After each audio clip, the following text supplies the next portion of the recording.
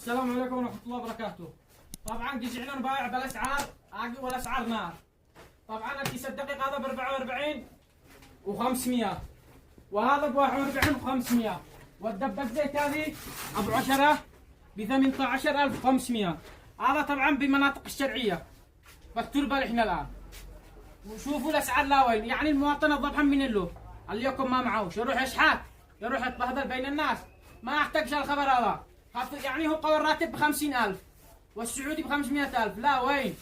ضروري نتكلم بهذا. وهذه القطمة السكر بكم؟ ب14,000، لا وين الاسعار هذه؟ تعالوا بعد لكم باقي الحاكم. والدبة الزيت ابو 20 لتر ب 42,500، يعني اسعار خياليه يا حبايب الروح. تعالوا اقسم بالله انكم تشتقون، يعني المواطن الضبحان من له منين؟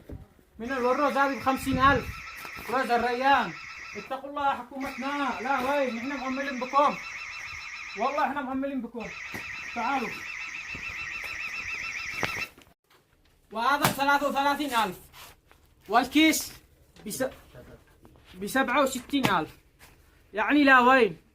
فبحق الله احنا مؤملين بكم، خفضوا الاسعار، المواطنين يموتوا جوع، الشعب يموت جوع. هذا قاهي عندكم، تحياتي لكم.